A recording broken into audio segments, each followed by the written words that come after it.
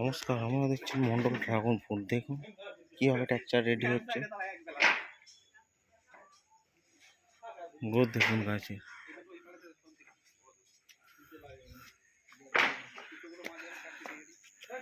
গাছের গ্রোথ দেখুন। নভেম্বরে খাবার দেওয়ার ফলে গাছের স্টিমগুলো দেখুন একটু মোটা মোটা হয়ে গেছে। দেখুন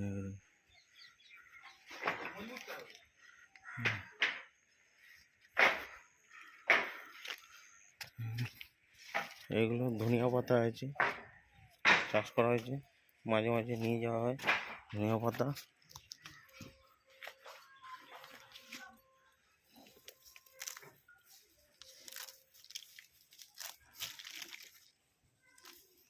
ফাঁকা জায়গা থাকলে আপনারাও একটু লাগিয়ে দেবেন, টুকটাক খেতে পারবেন।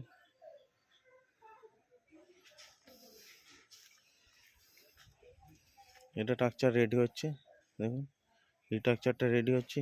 এটা একটু আলাদা ধরনের স্ট্রাকচার হবে, আমাদের সামনে দেখাবো। এর হয়তো 4-5 দিনের মধ্যে এই স্ট্রাকচারটা রেডি করব।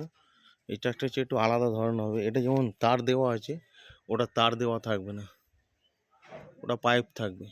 এমনি পাইপ আছে, এই ধরনের পাইপ থেকে এই ধরনের পাইপ একটা আলাদা ব্যান্ড করা হবে। আর স্টিমগুলো কাটিং হচ্ছে, পার্সেল আছে, সব স্টিমগুলো ওঠানো হয়েছে, পার্সেল বার হবে।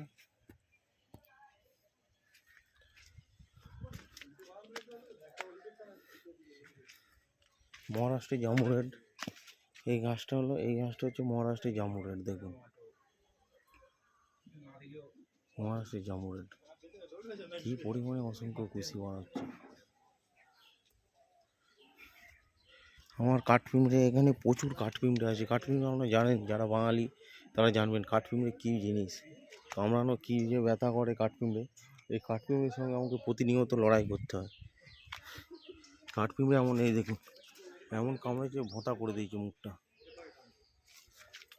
আরও আছে, এগুলো সব ভোঁতা করে দিচ্ছে। দেখুন কাঠপিঁমড়ে ভোঁতা করে দিচ্ছে, এই দেখুন পুরো ব্যান্ড করে। এই যে এটা খেয়ে নিয়েছি, তারপরে আবার রুট বার হয়েছে। এই আবার রুট বার হচ্ছে, এটা রুট বার হচ্ছে। এভাবে প্রচুর আরফোনিডল পাউডার দেওয়া আছে, নাহলে পুরো ফাঙ্গাস অ্যাটাক করছে।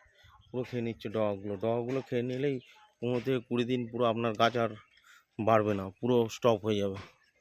এই জন্য আমরা চাইবো ফোনিডল ব্যবহার করুন। এই দেখুন বেশি করে ব্যবহার করুন। পেঁয়াজ গালি, আপনারা দেখছেন পেঁয়াজ, দেখুন কি বড় বড় পেঁয়াজ হয়ে গেছে। টমেটো গাছে টমেটো এসে গেছে।